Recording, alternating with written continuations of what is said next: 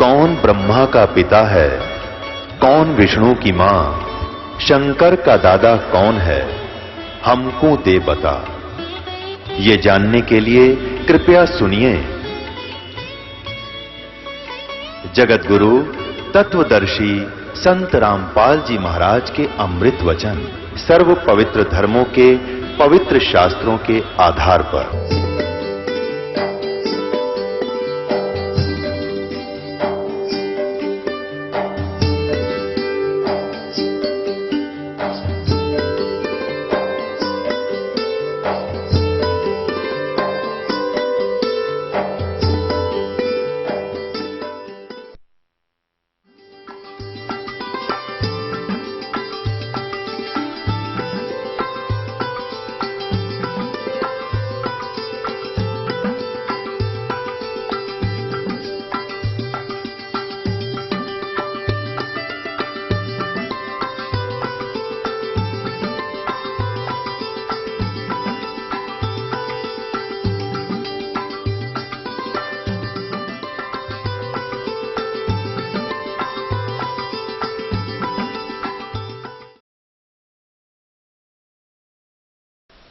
इससे यह सिद्ध होगा आपके समक्ष कि कुरान शरीफ का ज्ञानदाता अपने से अन्य कोई बड़े परमात्मा की महिमा सुना रहा है हजरत मोहम्मद को। इससे यह सिद्ध हो जाएगा कि कुरान शरीफ का ज्ञानदाता अल्लाह अकबर नहीं है। अब देखना, अब हम 607 पृष्ठ पर पढ़ रहे हैं, सूरत फुरकान 25 आयत नंबर 52 हमने पहले पढ़ ली, अब 53 पढ़ते हैं। और वही है जिसने दो दरियाओं को मिला चलाया, एक का पानी मीठा प्यास बुझाने वाला और एक का खारी कड़वा, और दोनों में एक आड़ और मजबूत रोक बना दी। 53 पढ़ ली, अब 54 पढ़ेंगे। और वही है जिसने पानी की बूंद से आदमी को पैदा किया, फिर उसको साहिबे नसीब यानी किसी का बेटा या बेटी और ससुराल वाला यानी किसी का दामाद बहू बनाया। और तुम्हारा परवरदिगार हर चीज करने पर शक्तिमान है। और अब 55 आयत पढ़ेंगे। और काफिर अल्लाह के सिवा ऐसों को पूजते हैं जो न उनको नफा पहुंचा सकते हैं और न उनको नुकसान पहुंचा सकते हैं। और काफिर तो अपने परवरदिगार से पीठ दिए हुए हैं, मुंह मोड़े हैं। और ए पैगंबर, हमने तुमको खुशखबरी सुनाने, सिर्फ अजाब से डराने के लिए भेजा है। इन लोगों से कहो कि मैं तुमसे इस अल्लाह के हुक्म पर कुछ मजदूरी नहीं मांगता। हाँ, जो चाहे अपने परवरदिगार तक पहुंचने की राह इख्तियार कर ले। और ए पैगंबर, उस जिंदा पर भरोसा रखो। ये चैतन्य अर्थ गलत किया है। इसका वास्तविकता क्या है कि पूर्ण परमात्मा अल्लाह अकबर जिंदा महात्मा का रूप बनाकर आए थे और हजरत मोहम्मद जी को मिले थे। यहां वो स्पष्ट कह रहे हैं कि उस जिंदा पर भरोसा रख जो तुझे जिंदा महात्मा के रूप में आकर मिले थे और ऊपर लेकर गए थे, फिर वापस छोड़ा था। दो प्रकार से ऊपर गए थे हजरत मोहम्मद, एक प्रकार का मुसलमान भाइयों को ज्ञान नहीं। अब यही पढ़ते हैं, पहले इससे कंसेप्ट क्लियर करते हैं। और उस जिंदा पर अब हम 58वीं आयत पढ़ रहे हैं, 57वीं पढ़ ली। ए पैगंबर, उस जिंदा पर भरोसा रखो जो कभी मरने वाला नहीं है, अर्थात वो अविनाशी है। और तारीफ के साथ उसकी पाकी बयान करते रहो और अपने बंदों के गुनाहों से वह काफी खबरदार है, यानी उनकी सब गुनाहों को माफ कर सकता है, वो समर्थ है। अब 59वीं आयत है, ये 58वीं समाप्त हुई। और जिसने आसमान और जमीन और जो कुछ उनके बीच में है सबको 6 दिन में पैदा किया और फिर तख्त पर जा विराजा, वह अल्लाह बड़ा। इन्होंने कबीर का अर्थ बड़ा कर दिया। वो अल्लाह बड़ा, वो अल्लाह कबीर कह दे हम, कोई बात नहीं, अनुवाद ना करें। वह अल्लाह कबीर रहमान है, और उसकी खबर किसी बाखबर इल्म वाले से पूछ देखो। कुरान शरीफ के ज्ञानदाता ने स्पष्ट कर दिया है कि मैं नहीं जानता उस अल्लाह कबीर के बारे में। 6 दिन में सबको 6 दिन में पैदा किया, फिर तख्त पर जा विराजा, वह अल्लाह कबीर है। हम इसको कबीर बोल देंगे, कोई दिक्कत नहीं। रहमान है, और उसकी खबर किसी बाखबर इल्म वाले यानी तत्वदर्शी संत से पूछ देखो। अब इससे क्या सिद्ध हो गया कि कुरान शरीफ का ज्ञानदाता अल्लाह अकबर नहीं है, अल्लाह कबीर नहीं है। वो तो अल्लाह कबीर की जानकारी भी नहीं रखता कंप्लीट। उसके लिए ऑप्शन छोड़ दिया है कि उस अल्लाह कबीर के बारे में जिसने 6 दिन में सृष्टि रची, 7वें दिन तख्त पर जा विराजा, वो अल्लाह कबीर है, वो बड़ा भगवान है, वो कादिर अल्लाह है, वो पूर्ण परमात्मा है, वो समर्थ परमात्मा है, और एक वही पूजा के योग्य है, अन्य की पूजा नहीं करनी चाहिए। तो उसके विषय में कुरान शरीफ का ज्ञानदाता भी अपरिचित है। तो उसके विषय में जब वो खुद अपरिचित है तो उसकी भक्ति विधि उसके पास होगी कहां से, जो कुरान शरीफ में वो है ही नहीं। ना उस अल्लाह कबीर की जानकारी है और ना उसकी भक्ति विधि का पता है, क्योंकि वो स्पष्ट कर दिया है कि उसके विषय में उसकी जानकारी किसी बाखबर से, उसकी खबर किसी बाखबर से पूछो। अर्थात पूरी कुरान शरीफ के अंदर वो ज्ञान नहीं है उस अल्लाह अकबर का। तो पूरा मुसलमान धर्म अल्लाह अकबर यानी कबीर उस समर्थ परमात्मा की पूजा ना करके कुरान शरीफ के ज्ञानदाता की पूजा कर रहा है, जो अल्लाह कबीर नहीं है। इतनी सी बात है।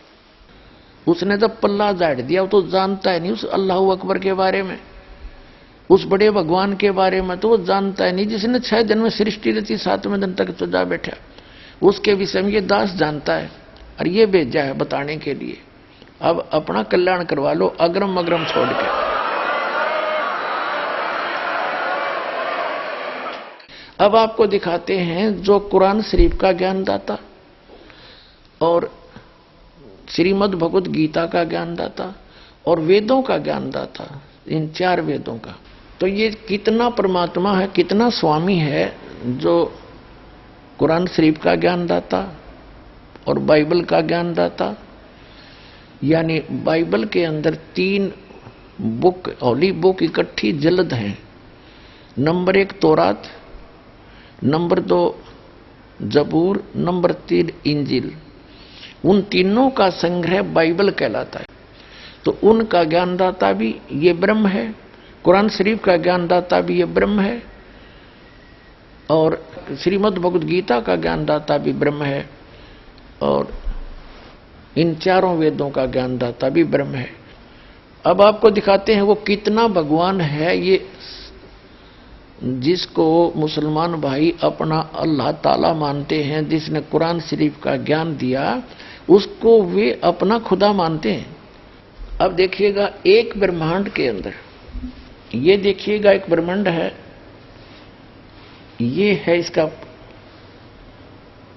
एक मानचित्र।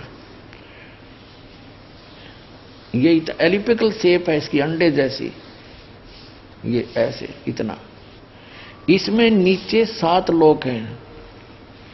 ये नीचे के इस पाताल लोक में जीवन है, बाकी ये ग्रहों की तरफ खाली घूमते हैं। ये पाताल लोक है, ये रसातल, तलातल, ये नरक टाइप हैं। ये सारे नरक टाइप, इसमें जीवन है। इसके बाद ये पृथ्वी लोक है, फिर और ये है स्वर्ग लोक। इन 3 लोकों में, पाताल लोक, पृथ्वी लोक और स्वर्ग लोक, इन 3 लोकों पर इन श्री ब्रह्मा जी रजगुण, श्री विष्णु जी सतगुण और श्री शिव जी तमगुण का अधिपत्य है। इन तीनों पर, पृथ्वी लोक पर, पाताल लोक और स्वर्गलोक। ये है ब्रह्मलोक, ये है ब्रह्मलोक इसी ब्रह्मांड के अंदर एक ब्रह्मलोक है। ये सारा मिला के इतना, इसके अंदर इस काल भगवान ने ये चारों तरफ समुद्र ही समुद्र है, बहुत गहरा समुद्र है, ये समुद्र है। और इसमें इस काल भगवान ने क्या रचना की है, ये एक महा इंद्र का द्वीप बना, इसको महास्वर्ग कहते हैं, इसको महास्वर्ग कहते हैं। इसके ऊपर नकली सतलोक, नकली अलखलोक, नकली डुप्लीकेट अगम लोक और अनामी अर्थात अकय लोक बनाए हैं ये। और ये 88,000 खेड़े हैं। ये सपतपुरी अलग है जिसमें 7 नगरी है छोटी छोटी, और ये धर्मराय का लोक है। ये एक मानसरोवर है इसमें, इस ब्रह्मांड के अंदर। तो ये एक ब्रह्मांड का चित्र है। इस ब्रह्मांड में ये खुद यहाँ गुप्त रहता है महाब्रह्मा रूप में। ये मां ब्रह्मा के रूप में काल यहाँ रहता है, साथ में दुर्गा को मां सावित्री रूप में रखता है, और ये महाविष्णु के रूप में रहता है, महाविष्णु के रूप में काल ब्रह्म, और दुर्गा को लक्ष्मी रूप में रखता है। ये 3 नक्षत्र न्यारे न्यारे से गुप्त बना रखे हैं। ये सतोगुण प्रधान नक्षत्र है, ये तमोगुण प्रधान नक्षत्र है। इसमें ये काल महाशिव रूप में रहता है और दुर्गा को पार्वती रूप में रखता है। और ये रजोगुण प्रधान नक्षत्र है, इसमें महाब्रह्मा रूप में रहता है और दुर्गा को सावित्री रूप में रखता है। इन तीनों स्थानों पर एक एक पुत्र की उत्पत्ति करता है। जो इस स्थान पर ये उत्पत्ति करते हैं दोनों दुर्गा जी और काल, ये काल भगवान ब्रह्मा रूप धारण कर लेता है। और इसके साथ फिर ये दोनों सृष्टि क्रम करते हैं। पति पत्नी के व्यवहार से जो पुत्र उत्पन्न होता है वो इन ब्रह्मा जैसी शकल का हो जाता है, रजोगुण युक्त हो जाता है। इस स्थान का ऐसी कंस्ट्रक्शन है। और ये है सतोगुण प्रधान क्षेत्र। इसमें ये काल विष्णु रूप धारण कर लेता है चतुर्भुज रूप में, और दुर्गा को भी रखता है महालक्ष्मी रूप। इन दोनों के संयोग से ये सतोगुण प्रधान क्षेत्र है। यहाँ ऐसी कंस्ट्रक्शन है, यहाँ व्यक्ति का अपने आप स्वभाव बहुत अच्छा रहता है। तो इनके संयोग से जो पुत्र उत्पन्न होता है वो सतोगुण युक्त हो जाता है। और ये है तमोगुण प्रधान क्षेत्र। इसमें ये स्वयं रहता है महाशिव रूप में, दुर्गा को रखता है पार्वती रूप में। इन दोनों के संयोग से जो पुत्र उत्पन्न होता है वो अब ऑटोमेटिकली तमोगुण युक्त हो जाता है, ऐसी शकल का हो जाता है। फिर ये जब युवा हो जाते हैं तब तक इनको कोमा में रखता है। युवा होने के बाद फिर ये दुर्गा के सहयोग से, ये सबके सामने नहीं आता, इसकी वास्तविक रूप शकल तो बहुत बुरी है। जो गीता जी के अंदर ये कहता है, अर्जुन देख मेरा ये काल है, ये हूं मैं असली रूप, मेरा विराट रूप, और मैं काल हूं। गर्मध्याय के 32वें श्लोक में गीता जी में कहता है मैं काल हूं। तो ये काल कहता मैं अपने वास्तविक रूप में कभी किसी के सामने नहीं आता। 7वें अध्याय के 24-25वें श्लोक में श्रीमद् भगवद गीता में कहा है कि मैं अपनी योग माया से छुपा रहता हूं, और ये मूर्ख जन समुदाय मुझे ये कृष्ण रूप में मान रहे होंगे, व्यक्ति रूप में। मैं कृष्ण नहीं हूं। वो तो श्री कृष्ण के अंदर बोल रहा था, फिर बाहर निकल कर दिखाया विराट रूप कि ये मेरा असली रूप, और मैं कभी किसी के सामने नहीं आता, ये मेरा अटल घटिया नियम है। तो ये यहां गुप्त रहता है, और जिसको दर्शन देता है तो किसी को ब्रह्मा रूप में, किसी को विष्णु रूप में, किसी को शिव जी के रूप में। तो आज तक कोई समझ नहीं पाया कि ये महाब्रह्मा कौन है और महाविष्णु कौन है। इन्हीं को महाब्रह्मा कहने लगे, उसी को सब कुछ मान बैठे। तो अभी तक इस अध्यात्म ज्ञान का सिर पैर नहीं था किसी के पास। इस दास पर दया करी परमात्मा ने, ये सारा रहस्य खोल कर धर दिया आपके सामने। बुद्धिमान समाज है, आओ ज्ञान ग्रहण करो, कल्याण करवाओ और समझो इस ज्ञान को अच्छी तरह। अब ये एक ब्रह्मांड है, ये है एक ब्रह्मांड, ये सारा एक ब्रह्मांड है। और इसमें ये जो काल भगवान है ये एक मुख्य मंत्री का रोल करता है, और इसके 3 मंत्री ये हैं। ये तो प्रधानमंत्री समझो, यानी मेन तो ये 3 है। इसके अंतर्गत फिर और 33 करोड़, जैसे एक मुसलमान भाई है डॉक्टर जाकिर नायक, वो क्या तर्क देता है कि मुसलमान तो मानते हैं सब कुछ खुदा का है, और वो कहता है अधिकतर हिंदू मानते हैं कि जैसे ये सूरज खुदा है और आग खुदा है, पहाड़ खुदा है, मूर्ति खुदा है, सांप खुदा है, यानी ये सबको खुदा मानते हैं। जैसे हम सूर्य देव कहते हैं, वरुण देव जल का देवता है, और इंद्र स्वर्ग का देवता। तो ये ऐसे वास्तव में ये हैं, ये सभी जो हैं ये भी खुदा हैं, अपने अपने सत्र के प्रभु हैं, अपने अपने सत्र के ये स्वामी हैं, मालिक हैं। इनको नकारा नहीं जा सकता। जैसे पूरे भारत के अंदर अगर सारे एमएलए गणन लगे तो 3-4 हजार हो जाएंगे, और एमपी 500 हैं ही। एमपी मेंबर ऑफ पार्लियामेंट की जो सीट हैं ये फिक्स है, और इसी प्रकार 33 करोड़ देवताओं की फिक्स है। वो 33 करोड़ देवताओं की ये समझ लो मेंबर ऑफ पार्लियामेंट की सीट है। वो देवता मर जाते हैं, दूसरे अच्छी आत्माओं को देवता पद प्राप्त हो जाता है। तो इस प्रकार ये सभी देव हैं। देव माने प्रभु हैं, स्वामी हैं अपने सत्र के। लेकिन कुल का मालिक जिसको महादेव कहते हैं, बड़ा भगवान कहते हैं, अल्लाह अकबर कहते हैं, वो सबका मालिक है, उसके सब देव हैं। ये अन्य देव भी उसके हैं, उसके अंतर्गत हैं, उसके कंट्रोल में है। वो सबका मालिक एक है, और ये अपने सत्र के प्रभु हैं। ये सब खुदा होते हुए भी उस एक खुदा के हैं। ये सब खुदा भी हैं। ये है रियल डेफिनेशन ऑफ गॉड। और जिन का पता नहीं, वो तर्क वितर्क कितना ही कर लो, अटपट मारते ही रहते हैं। तो अब आज पहले जो हमारे खासकर भारतवर्ष में जो घनी संस्कृत बोला करता था स्पीड से, और चारों वेदों को जो घोट रखा था उसको चतुर्वेदी कहा करते थे, और संस्कृत बोलने वाले को महत्व दिया जाता था चाहे वो कुछ भी अटपट कर रहा है, और सब ये मान लेते थे बड़ा विद्वान है। आज इसका स्थान इंग्लिश ने ले लिया, अंग्रेजी भाषा ने। और जो अंग्रेजी में घड़ी गटमट करे उसने सोचो भाई बड़ा पहुंचा विद्वान है, खाक विद्वान है। एक भाषा का काम अपने विचारों को दूसरे तक पहुंचाना है। वो सिंपल हो, अक्षेत्रीय हो, चाहे अरबी हो, चाहे पंजाबी हो, चाहे गुजराती या मराठी हो या हिंदी हो, अपनी लोकल मातृभाषा हो। वो ज्ञान खरा होना चाहिए ताकि सामने वाला समझ सके। हमारी बुद्धि काम करना बंद कर जाती है क्योंकि हमने ज्ञान नहीं। तो इस ज्ञान से समझ में आओगा कि हम किसको के मान बैठे। अब पूर्ण परमात्मा की परिभाषा आपको समझाई जा रही है, यानी पूरे ब्रह्मांड की स्थिति बता रहे हैं, असंख्य ब्रह्मांडों की। अब जो ये एक ब्रह्मांड में मुख्यमंत्री का रोल करता है ये ब्रह्म है, और इसके 3 पुत्र हैं। ये मुख्य कंट्रोलर हैं इन 3 लोकों के, पृथ्वी लोक, और एक एक विभाग के मंत्री हैं, पृथ्वी लोक, स्वर्ग लोक और नीचे पाताल लोक के। यही तीनों इसके अंतर्गत आते हैं ब्रह्म के। और इस ब्रह्म का कितना क्षेत्र है ये देखिएगा। आपने जो ये ब्रह्मांड देखा, ये अब ये समझो हम इस स्थिति में आगे, ये एक गेंद जो है ये एक ब्रह्मांड समझ लो। ऐसे ये 5 ब्रह्मांड मिलाकर एक महाब्रह्मांड बना दिया इसने। ऐसे 4 महाब्रह्मांडों में 20 ब्रह्मांडों को रोक दिया, अपने अपने स्थान पर ये घूम रही है। ये सारा एक 20 ब्रह्मांड का क्षेत्र है। फिर इसके बाद एक ब्रह्मांड ये और है इसका, ये सारा भी एक ब्रह्मांड है। ये तो दिखाने के लिए थोड़े से लिखने में नहीं आ रहे थे। इसका भी एलिप्टिकल शेप है, ऐसे अलग से। तो ये ब्रह्मांड अलग से है, ये 21वां ब्रह्मांड है इसका। तो ये कुल मिलाकर ये सारे ये ब्रह्मांड नहीं है, ये तो दिखाने के लिखने के लिए थोड़े बड़े बनाने पड़े। तो ये सारा एक ब्रह्मांड है इतना, ऐसे एलिप्टिकल शेप है इसकी भी ऐसे।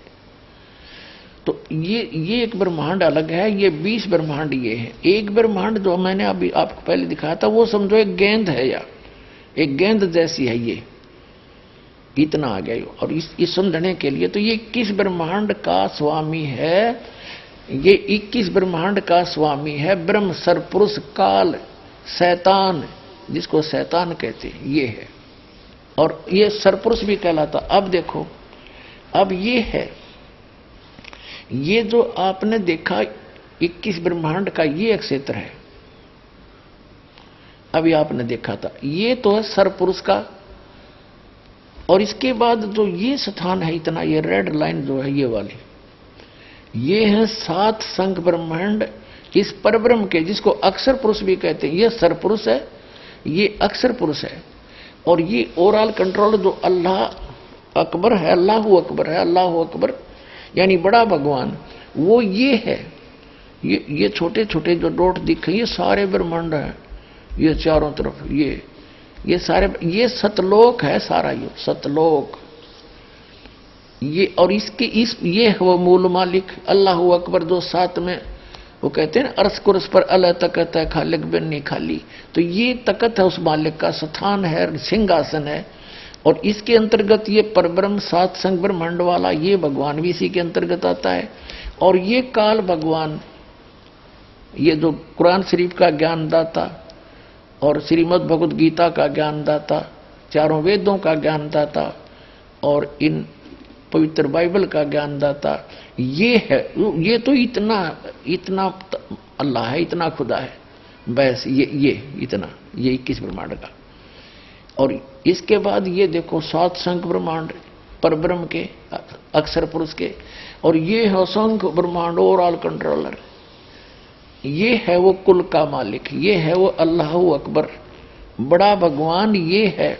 और इसके फिर अन्य ऊपर लोक और हैं, अलख लोक और अगम लोक और अनामी लोक, जिसको अलह लोक भी कहते हैं। ये ओवरऑल कंट्रोलर, ये मालिक ही अन्य लोकों में भी अन्य रूप धारण करके यही परमात्मा सबका कंट्रोल करता है। और ये है वो मूल मालिक, संसार रूपी वृक्ष की ये जड़ है, वो परम अक्षर ब्रह्म, वो अल्लाहु अकबर, वो जड़ है पूरे संसार रूपी वृक्ष की, जो सबका धारण पोषण करता है तीनों लोकों में प्रवेश करके। अब 3 लोक कैसे होंगे?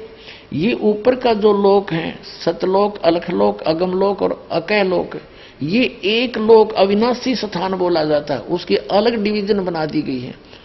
और नीचे के ये 2 लोक, जैसे सरपुरुष इस ब्रह्म के और अक्षर पुरुष इस परब्रह्म के 7 संग ब्रह्मांड, और ब्रह्म के सरपुरुष के सरब्रह्म के ये 21 ब्रह्मांड, ये 2 लोक अलग हैं प्रत्येक। जैसे सरपुरुष का लोक, एक अक्षर पुरुष का लोक, और ये परम अक्षर पुरुष का ये ऊपर का स्थान, ऊपर के अविनाशी जो स्थान है, वो भी एक लोक कहलाता है।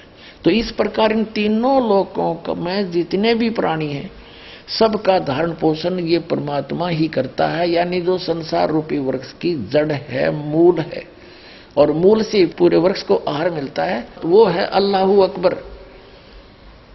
और ये कुरान शरीफ का ज्ञानदाता तो 21 ब्रह्मांड का स्वामी है, और गीता का ज्ञानदाता ये वही है, और वेदों का ज्ञानदाता भी यही है, बाइबल का ज्ञानदाता भी यही है।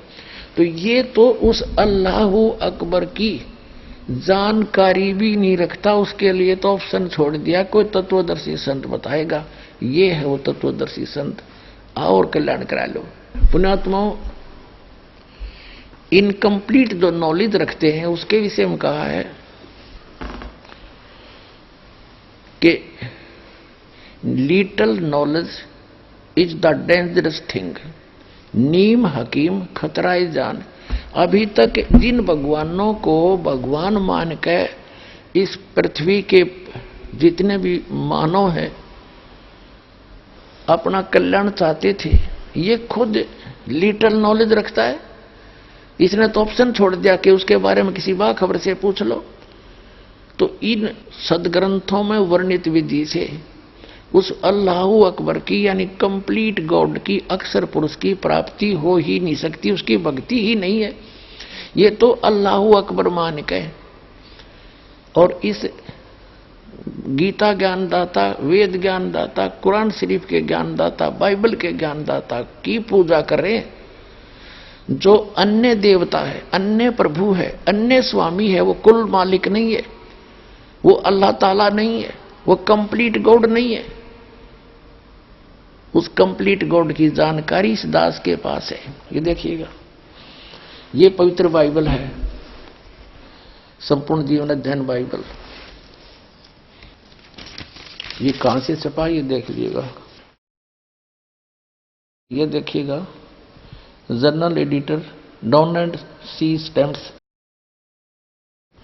एसोसिएट एडिटर ये Wesley Adams PhD, life publishers international,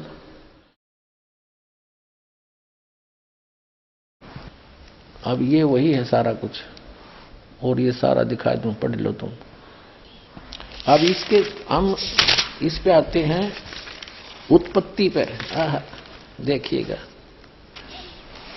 ये उत्पत्ति जिसको अंग्रेजी में इन्होंने कहा है जेनेसिस 1, प्रश्न नंबर 4 पे।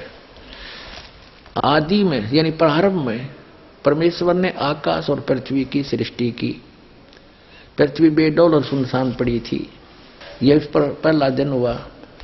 फिर परमेश्वर ने जो कहा, जल के बीच एक ऐसा अंतर हो कि जल 2 भाग हो जाए। सारा कुछ क्या, सांझ हुई, भोर हुई, फिर दूसरा दिन हो गया।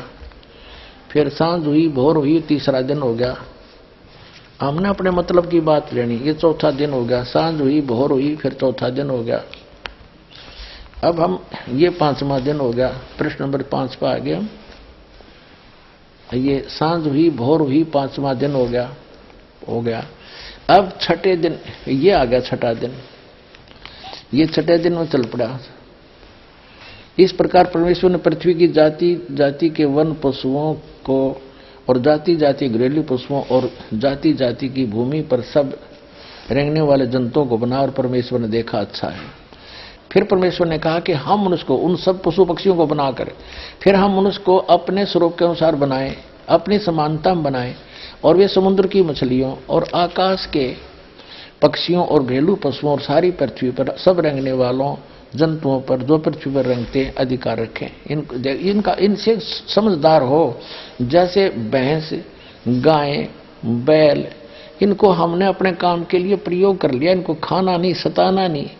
इनको जैसे गाय भैंस आपने रखी, उसको पहले आप पेट भरते हो, चराते हो, उसको नहवाते हो, धुआते हो, प्यार से रखते हो, जब वो दूध देती है। तो ऐसे कहा, खाने के लिए नहीं कहा उस मालिक ने। देखो आगे, तो परमेश्वर ने कहा मनुष्य को अपने स्वरूप के अनुसार बनाए, अपनी समानता बनाए। तो भगवान फिर कैसा हुआ? फिर परमेश्वर ने कहा हम मनुष्य को अपने स्वरूप के अनुसार बनाए, अपनी समानता बनाए, और वो समुद्र की मछलियों और आकाश के पक्षियों और घरेलू पशुओं और सारी पृथ्वी पर रेंगने वाले जंतुओं पर जो पृथ्वी पर रेंगते अधिकार रखे। आगे देखो, तब परमेश्वर ने मनुष्य को अपने स्वरूप के अनुसार उत्पन्न किया। अपने ही स्वरूप के अनुसार परमेश्वर ने उसको उत्पन्न किया, नर और नारी करके उसने मनुष्यों की सृष्टि की। तो भगवान कैसा? नर आकार, मनुष्य सदृश। जैसे जिनको परमात्मा मिले, सचखंड लेकर गए, वापस छोड़ा, उन्होंने बताया हमरे यूं निहार है, हमारा सृजनहार, अपना हमारा भगवान हमारे जैसी शक्ल का है। लेकिन उसकी बॉडी, वो उस वहां जाकर के सभी का जो शरीर है इमोर्टल हो जाता, अविनाशी शरीर मिलता है। वो मटेरियल सारा अविनाशी मटेरियल का शरीर है, और यहां पर ये नाशवान है ये शरीर। यहां जब आता है परमात्मा अपनी ओरिजिनल बॉडी से ही आता, वो अविनाशी, वो ऐसे ही किसी मां से जन्म नहीं लेता, सह शरीर आता है, सह शरीर चला जाता है। आपको प्रमाण दिखाएंगे। अल्लाह अकबर सह शरीर आया था, बालक रूप धारण किया, लीला करते बड़े हुए, फिर सह शरीर चले गए लाखों लोगों के सामने। अब ये स्पष्ट हो गया कि परमात्मा ने मनुष्य को अपने जैसा अपनी सूरत में अपने शकल के अनुसार अपने जैसा रचा। तो भगवान भी, अल्लाह भी मनुष्य जैसा है। दर्शकों, अभी आपने सुने जगत गुरु तत्वदर्शी संत रामपाल जी महाराज के विचार, और आइए अब जानते हैं मुसलमान धर्म के प्रवक्ता डॉक्टर जाकिर नाइक जी के विचार। मेरा नाम प्रसाद वेरनेकर है। नमस्कार नाइक साहब। मेरा सवाल यह है कि कौन सा धर्म, किताब या जाति ये इजाज़त देती है कि मासूम जानवरों का कत्ल किया जाए, I mean to fulfil his hunger और taste. Like in case of Muslim, you celebrate Bakri Eid which favors killing of goats, I mean as a means of festival. I mean, hearing to your comments on Islamism and other religions, what I understand is your religion favors this festival in a more spirited manner, because Hinduism doesn't do so. They don't believe in killing goats, but accept that there are non-vegetarians who prefer eating chicken and goat and others. But does Islam favor this thing? भाई साहब का बहुत अच्छा सवाल है।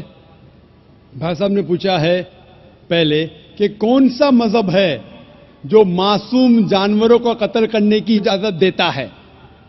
फिर उसने कहा कि इस्लाम में आप जानवर का कत्ल करते हैं, आप नॉनवेज खाते हैं, हिंदू धर्म में इसकी मुमानियत है। आपका सवाल है कौन सा मजहब। पहले मैं इस्लाम का जिक्र करूंगा, बाद में इंशाअल्लाह दीगर मजहब का भी जिक्र करूंगा। जहां तक कि इस्लाम का सवाल है, एक मुसलमान बहुत अच्छा मुसलमान रह सकता है प्योर वेजिटेरियन बनके भी। इस्लाम में जरूरी नहीं है कि आपको नॉनवेज खाना चाहिए, फर्ज नहीं है, क्योंकि अल्लाह सुब्हानहू व तआला ने हमें इजाजत दी है। कुरान मजीद में लिखा है सूरह माइदा सूरा नंबर 5 आयत नंबर 1 में कि वो जानवर जो आपके लिए हलाल है 4 पांव के, जो आपके लिए हलाल है उसको आप खा सकते हैं। लिखा है सूरह नहल में सूरा नंबर 16 आयत नंबर 5 में भी कि वो जानवर जो आपके लिए हलाल है उसका गोश्त आप खा सकते हैं। यह लिखा है सूरह मोमिनून में सूरा नंबर 23 आयत नंबर 18 में भी। कई जगह लिखा है कि आप हलाल जानवर का गोश्त खा सकते हैं। जब कुरान मजीद में हमारे खालिक, हमारा रब, हमारा अल्लाह सुब्हानहू व तआला परमिशन देता है तो हम क्यों ना खाएं। कुछ गैर मुस्लिम कहते हैं ठीक है आप जानवर खाते हैं, कोई एतराज नहीं, आप जानवर खाते कोई एतराज नहीं, लेकिन आप जब ज़बा करते हैं तो इतने तकलीफ से जानवर को क्यों मारते हैं, तड़पा तड़पा के क्यों मारते हैं? एक झटका दो जानवर मर गया। कुरान इजाजत देता है कि आप जो जानवर के नाम दिए गए वो खा सकते हैं। दर्शकों, अभी आपने सुने मुसलमान धर्म के प्रवक्ता डॉक्टर जाकिर नाइक जी के विचार, और आइए अब जानते हैं जगत गुरु तत्वदर्शी संत रामपाल जी महाराज जी के विचार। वकालत करते हैं मुसलमान धर्म के प्रवक्ता, मांस खाने की वकालत करते हैं। क्योंकि देखो, अगर कुरान शरीफ में या किसी पुराण में, वेदों में और गीता में मांस खाने का कहीं प्रावधान नहीं है। यदि किसी पुराण में और यदि किसी कुरान में और यदि फिर बाइबल में, इससे आगे जहां परमात्मा ने, उस अल्लाहू अकबर ने, समर्थ भगवान ने 6 दिन में सृष्टि रची, 7वें दिन वो तो तख्त पर बैठ गया जाकर विधान बता के कि किसी ने भी मांस नहीं खाना है, ये खाने की वस्तुएं तुम्हें हलाल हैं, बाकी सब हराम है। इससे आगे कोई लेख उल्लेख है, चाहे वो पुराण में है, चाहे कुरान में है, चाहे बाइबल में या तौरात में है, या चाहे अन्य किसी इंजिल में है या ज़बूर के अंदर है, वो अल्लाहू अकबर का आदेश नहीं है, वो किसी अन्य देव का आदेश है। उसका आदेश पालन करके आप उस अल्लाहू अकबर के विधान को तोड़कर दोषी बन जाओगे। नबी मोहम्मद नमस्कार है, राम रसूल कहाया, 1,80,000 को सौगंध जिन नहीं करत चलाया, अरस कुरस पर अलह तकत है, खालिक बिन नहीं खाली, और वह पैगंबर पाक पुरुष थे साहिब के अब्दाली। उसी परमात्मा ने कहा है कि जो नर गोश्त खाते हैं प्रत्येक राक्षस जान, इसमें संशय है नहीं, हिंदू खाइयो चाहे मुसलमान। कहते जो मांस खाते हो प्रत्येक राक्षस है, चाहे हिंदू हो चाहे मुसलमान। ये तुमने अपना फार्मूले आप बना रखे, उन महापुरुषों के आदेश नहीं है। कहते हैं मांस खावे सो ढेढ़ सब, और मद पीवे सो नीच, और कुल की दुर्मति पर हरे, भगवान कहे सो ऊंच। कहते मांस खावे सब ढेढ़ है, चाहे हिंदू है चाहे मुसलमान, सिख है या ईसाई। और कहते हैं मद पीवे सो नीच, शराब पीते वो महान नीच आदमी है, और अपने कुल का भी नाश करते हैं। केवल जो उस अल्लाहू अकबर का सच्चा नाम जपते हैं वही ऊंचे हैं।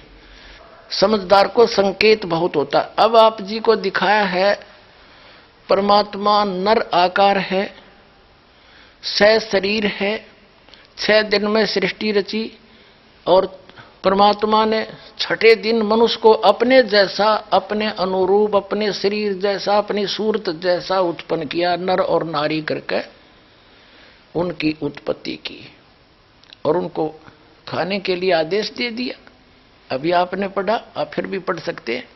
और आगे फिर वो क्या कहता है देखो, और परमेश्वर ने कहा, नर और नारी करके उनकी सृष्टि की, और परमेश्वर ने उनको आशीष दी उनसे कहा फूलो फलो और पृथ्वी पर भर जाओ और उसको अपने वश में कर लो, और समुद्र की मछलियों तथा आकाश के पक्षियों और पृथ्वी पर रेंगने वाले जंतुओं पर अधिकार रखो। यानी उनसे जैसे इंसान ने शेर तक को भी काबू कर लिया, हाथियों को भी बांध लिया, तो इस ऐसे कंट्रोल करने के लिए कहा उन्होंने।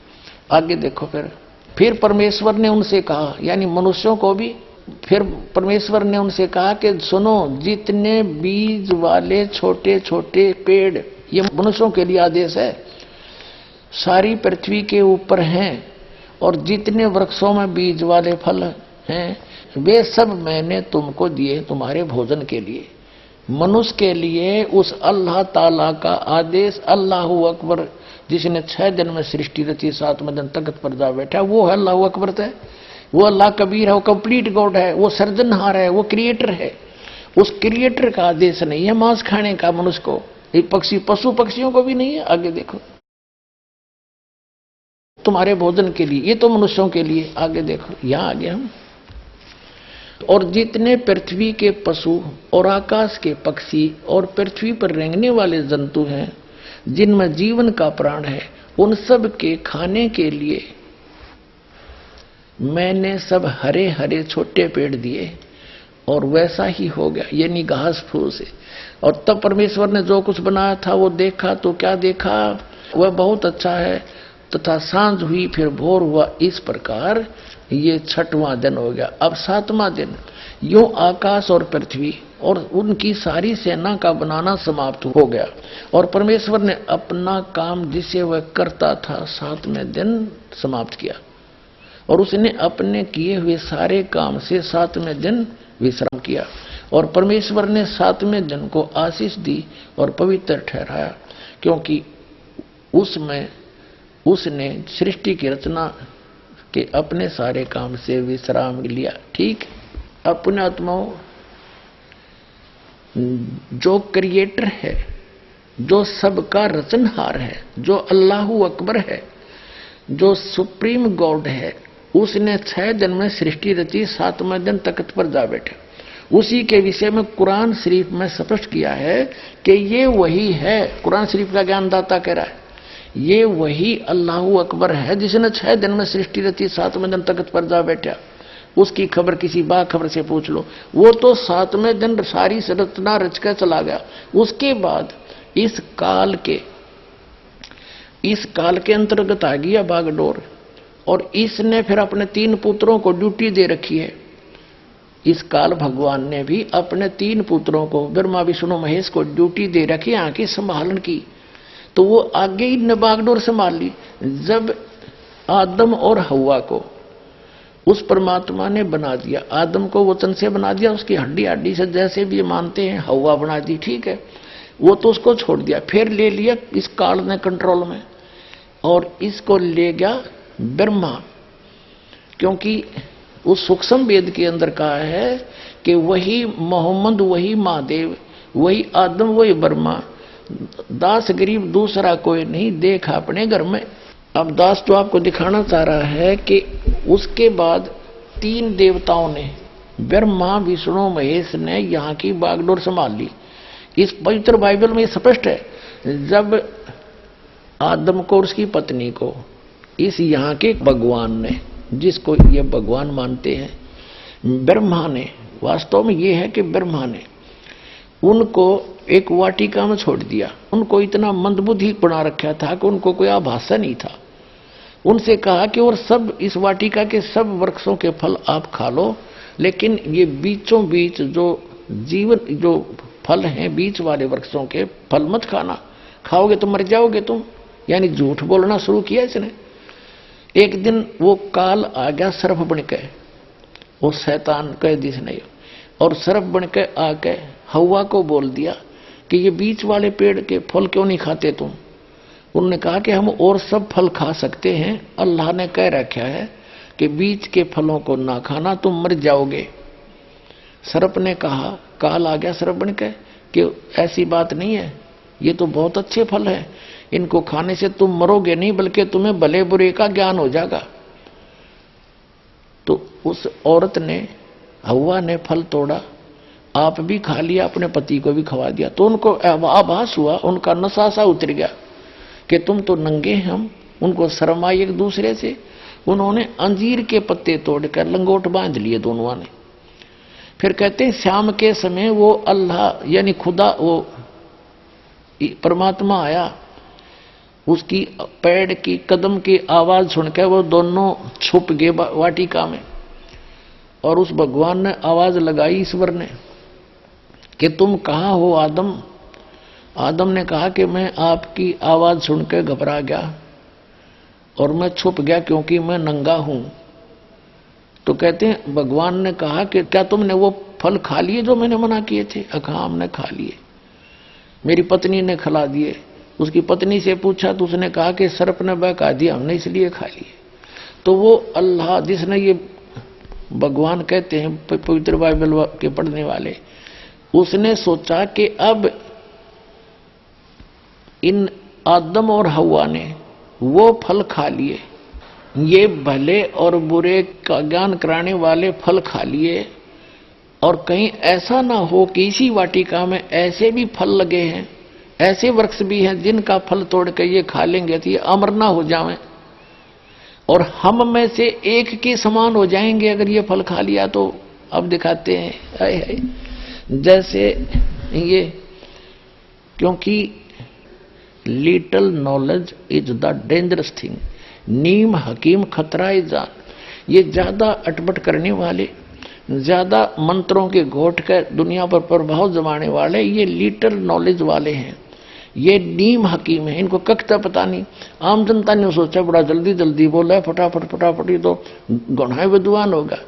विद्वान ये लक्षण नहीं होते, वो तो गर्क होता। कहते हैं बड़बड़ करे सो भूत है, थोड़ा बोले देव और मान महंत चाहे नहीं, ये लक्षण रख ले। जो अटपट करते हैं ना ज्यादा, वो तो कहते भूत समझो उनको, तो वो तो मूर्ख बनाना चाहते जनता को। और थोड़ा बोले देव, महापुरुष तो बहुत सीमित बातें करता है, ढंग से बोलता है। और मान महंत चाहे नहीं, मान बढ़ाई चाहता नहीं, ये साधु के लक्षण, ये लक्षण रख ले।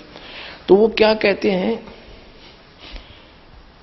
कि ये हिंदू जो है ये एक से अनेक भगवान मानते हैं।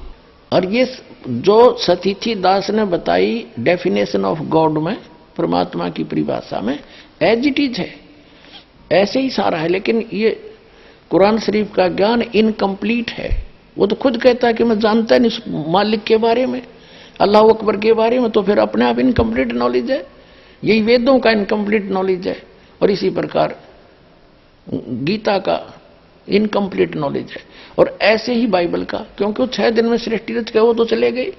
बाद में काल ने बागडोर संभाली। अब दिखाते हैं वो क्या कहता है।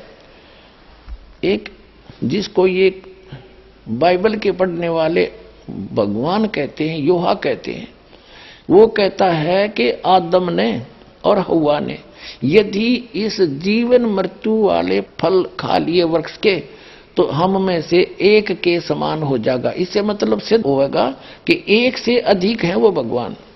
देखिएगा ये पवित्र बाइबल, फिर से ये देखिएगा पवित्र बाइबल, फिर दिखाते हैं आपको। ये वही है पवित्र बाइबल, संपूर्ण जीवन अध्ययन बाइबल। ये अभी आपको दिखाया, ये देखिएगा ये है। अब इसके हम उत्पत्ति ग्रंथ को पढ़ रहे हैं, यहां पढ़ लिया। अब हम यहां जाते हैं, हम थोड़ा सा दिखाएंगे, फिर पढ़ सकते हो आप। वैसे थोड़ा हिंट देते ही यहां पर लिखा है, तब योहा परमेश्वर ने आदम को भूमि की मिट्टी से रचा और उसके नथनों में जीवन का श्वास फूंक दिया और आदम जीवित प्राणी बन गया। और योहा परमेश्वर ने पूर्व की ओर अदन में एक वाटिका लगाई और वहां आदम को जिसने उसे रचा था रख दिया। और योहा परमेश्वर ने भूमि के सब भांति भांति के वृक्ष जो देखने में मनोहर और उनके फल खाने में अच्छे हैं उगाए, और वाटिका के बीच में जीवन के वृक्ष और भले बुरे के ज्ञान के वृक्ष भी लगाया। अब देखो, योहा परमेश्वर ने आदम को लेकर अदन की वाटिका में रख दिया और वह उसमें काम करे और उसकी रक्षा करे। और युवा परमेश्वर ने आदम को यह आज्ञा दी कि तू वाटिका के सब वृक्षों का फल बिना खटके खा सकता है, पर भले बुरे का ज्ञान का जो वृक्ष है उसका फल तू कभी न खाना, क्योंकि जिस दिन तू उसको खाएगा उसी दिन अवश्य मर जाएगा। अब यहां देखो 8 पृष्ठ पे पढ़ रहे हैं हम, जेनेसिस 8 पृष्ठ पे 18वां। युवा परमेश्वर ने कहा आदम का अकेला रहना अच्छा नहीं, और उसके लिए एक ऐसा सहायक बनाऊं जो उससे मेल खाए। यह देखिए, तब युवा परमेश्वर ने आदम को भारी नींद में सुला दिया, और ये तो उसकी उत्पत्ति की, उसकी हड्डी निकाल ली नौकर। फिर यहां देखते हैं मनुष्य का पतन। युवा परमेश्वर ने जितने बनैले पशु बनाए थे उन सब में सर्वदुर्लभ था। उसने स्त्री से कहा कि क्या, वो हव्वा बना दी उसकी स्त्री, क्या सच है कि परमेश्वर ने कहा कि तुम इस वाटिका के वृक्ष का फल न खाना?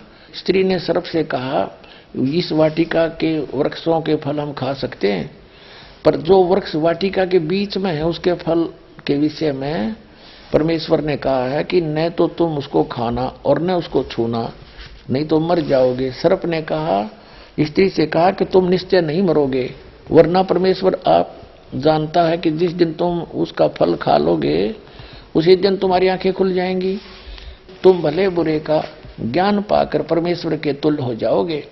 तब स्त्री ने देखा उस वृक्ष का फल खाने के लिए अच्छा है, देखने में मन भाऊ है, बुद्धि देने के लिए चाहने योग्य भी है। तब उसने उसको तोड़कर खाया, अपने पति को भी दिया और उसने भी खाया। तब उन दोनों की आंखें खुल गई, उन्होंने मालूम हुआ कि वे नंगे हैं, इसलिए उन्होंने अंजीर के पत्ते तोड़कर लंगोट बना लिए। तब युवा परमेश्वर जो दिन के ठंडे समय वाटिका में फिरता था का शब्द सुनाई दिया। तब आदम और उसकी पत्नी वाटिका के वृक्षों के बीच युवा परमेश्वर से छिप गए। तब युवा परमेश्वर ने पुकार कर आदम से पूछा, तू कहाँ है? यानी वो भगवान इतना अज्ञानी है कि नहीं पता फिर वो कहाँ छुप रहे हैं। अब और वाटिका में घूमने फिरने लग रहा है। सारे बाइबल के पढ़ने वाले ईसाई यहूदी कहते हैं भगवान तो निराकार है। बताओ अकल है कोई ज्ञान? ये देखो, और इसमें स्पष्ट है, घूमे फिर सारी बात कर रहा। युवा परमेश्वर ने पुकार कर आदम से पूछा, तू कहाँ है? तो उसने कहा, मैं तेरा शब्द बारी में सुनकर डर गया, क्योंकि मैं नंगा था इसलिए छिप गया। अब उसने कहा, किसने तुझे बताया कि तू नंगा है? जिस वृक्ष का फल खाने को मैंने तुझे मना किया था, क्या तूने उसका फल खा लिया? खा लिया है। आदम ने कहा, जिस स्त्री को तूने मेरे संग रहने को दिया है उसी ने उस वृक्ष का फल मुझे दिया और मैंने खा लिया। तब युवा परमेश्वर ने स्त्री से कहा कि तूने यह क्या किया? अब स्त्री ने, हव्वा ने कहा कि सर्प ने मुझे बका दिया तब मैंने खा लिया। अब हम अपने मतलब की बात पढ़ेंगे। दास ये सिद्ध करना चाहता है कि परमात्मा निराकार नहीं है, वो मनुष्य जैसा है और एक नहीं, अपने अपने सतर के। ये प्रभु, जैसे दास ने परिभाषा प्रभु की बताई कि जैसे तहसीलदार अपने सतर का साहब, गॉड खुदा मालिक, और एसडीएम अपने सतर का, डिप्टी कमिश्नर अपने सतर का, कमिश्नर अपने सतर का, राज्य का मंत्री अपने सतर का साहब है, मुख्यमंत्री भी अपने सतर का खुदा है, साहब है, उसका मालिक है, प्रभु है, स्वामी है। जैसे केंद्र के मंत्री भी अपने सतर के साहब हैं, और प्रधानमंत्री ओवरऑल कंट्रोलर सबके ऊपर साहब है, उन सब साहबों के ऊपर भी साहब है, उस साहब के नीचे वाले सारे साहब हैं और वो अपने सतर के साहब। ऐसे ही देव हैं ये तीन ब्रह्मा विष्णु महेश हैं, ये ही यहाँ कंट्रोल कर रहे हैं सारे इस पृथ्वी के, पाताल लोक के और स्वर्ग लोक के प्राणियों को। अब यहाँ दास ये सिद्ध करना चाहता है कि एक से अधिक भी खुदा हैं, जो कि एक डॉक्टर जाकिर नाइक एक नया प्रवक्ता वाक्य है, वो नो कह है कि सबसे पहला है खुदा पर यकीन लाना। हम तस्करा करेंगे हिंदू धर्म में खुदा का तसव्वुर क्या है। जब हम कोई आम हिंदू से पूछते हैं आप कितने खुदाओं में मानते हैं, कुछ कहेंगे 3 खुदा, कुछ कहेंगे 10, कुछ कहेंगे 100, कुछ कहेंगे 1000 और कुछ कहेंगे 33 करोड़। लेकिन जब हम एक हिंदू पंडित से पूछते हैं, वो हिंदू से जो हिंदू धर्म की किताबों को जानता है, वो हिंदू कहेगा कि हिंदू सिर्फ एक भगवान, एक ही खुदा में मानना चाहिए और एक ही खुदा की इबादत करना चाहिए। लेकिन आम हिंदू एक फिलॉसफी में मानता है जिसे कहते हैं पैंथीइज्म। पैंथीइज्म की मानी आम हिंदू समझता है सब कुछ खुदा है, पेड़ खुदा है, इंसान खुदा है, सूरज खुदा है, चांद खुदा है, सांप खुदा है। हम मुसलमान समझते हैं कि सब कुछ खुदा का है, पेड़ खुदा का है, इंसान खुदा का है, सूरज खुदा का है, चांद खुदा का है, सांप खुदा का है। अहम फर्क हिंदू और मुसलमान में है। आम हिंदू कहते हैं सब कुछ खुदा है, हम मुसलमान कहते हैं सब कुछ खुदा का है। सिर्फ एक अहम फर्क है का। अगर हम इस का के फर्क को मिटा लेंगे तो हिंदू और मुस्लिम एक हो जाएंगे।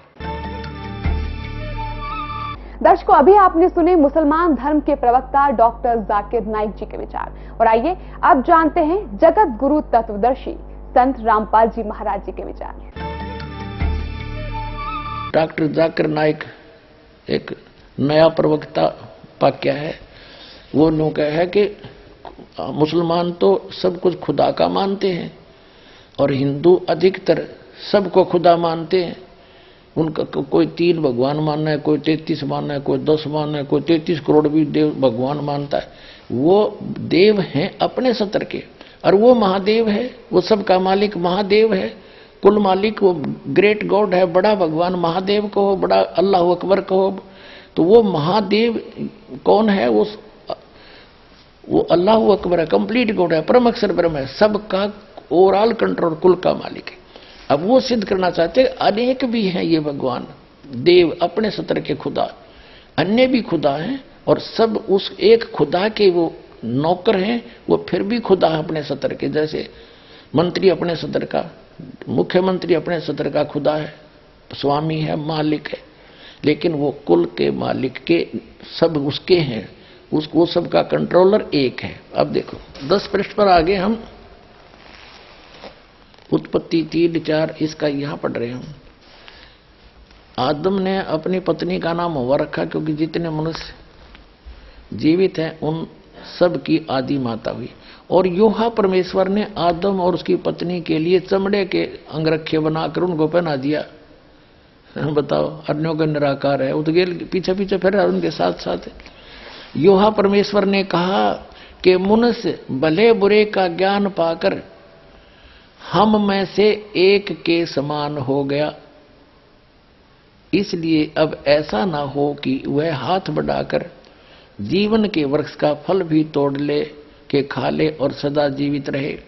अब इसे सिद्ध हो गया कि जो परमेश्वर है उसने कहा, जो इनका परमेश्वर है ईसाइयों का, यानी जो पवित्र बाइबल का जो आगे ज्ञान दे रहा, क्योंकि ज्ञान तो ये ब्रह्म दे रहा है, सरपुरुष जो कुरान शरीफ का ज्ञान दाता है, और ये उस अल्लाह अकबर के बारे में बता रहा है कि उसने 6 दिन में सृष्टि रची, ऐसे ऐसे कहा सबको। वो तो चला गया, अब खुद बागडोर संभाल ली, न सोच लिया उसने। वो स्वयं आता नहीं, अन्य रूप धारण कर लेता है। जैसे तीनों पुत्रों को उसने यहाँ के कंट्रोलर बना रखा है। मुख्य ये है कंट्रोलर इस 3 लोग के, एक एक विभाग के मंत्री। तो ये क्या कह रहा है, जिसने आदम को कपड़े बनवाए और उसको मना किया कि बीच का फल ये ना खाना, उसने खा लिया। अब वो क्या कह रहा है कि ये भले बुरे के वृक्ष का फल खाकर ये हम में से एक के बराबर हो गया। इसका मतलब एक से अधिक परमेश्वर हैं, अल्लाह हैं। ये देखो, फिर योहा परमेश्वर ने कहा मनुष्य यानी आदम भले बुरे का ज्ञान पाकर हम में से एक के समान हो गया। इति सिद्धम के एक से अधिक खुदा हैं, एक से अधिक गॉड हैं। ये डम्मी गॉड हैं, ये अधूरे गॉड हैं। गॉड ये भी है, जब डम्मी गॉड है तो कंप्लीट गॉड भी है। तो अन्य देव भी हैं और एक कुल का मालिक वो अन्य है। अब आगे दिखाता हूं आपको।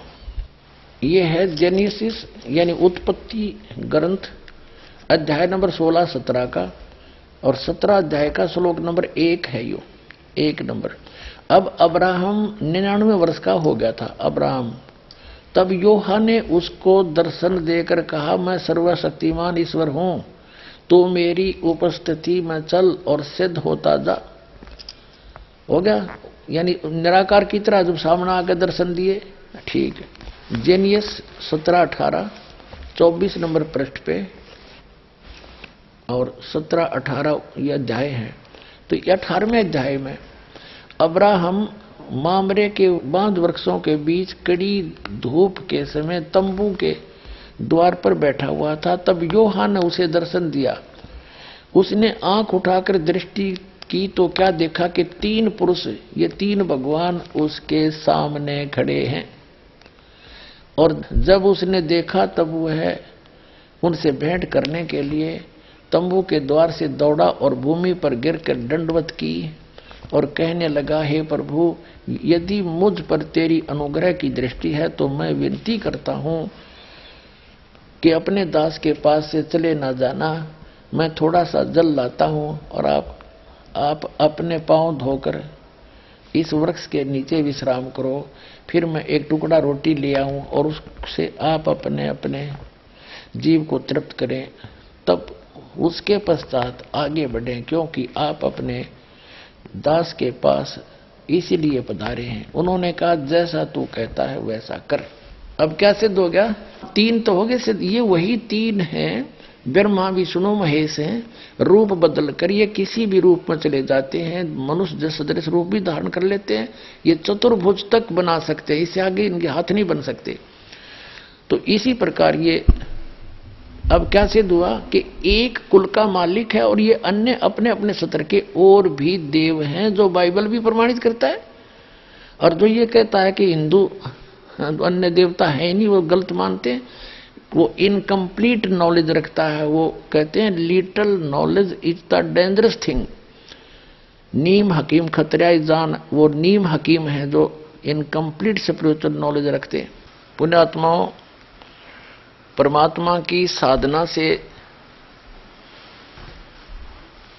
साधक को विशेष राहत मिलती है और इसीलिए परमात्मा की भक्ति की जाती है कि हमारे प्रारब्ध के अंदर, यानी हमारी किस्मत के अंदर जो दुख हो उनका निवारण हो।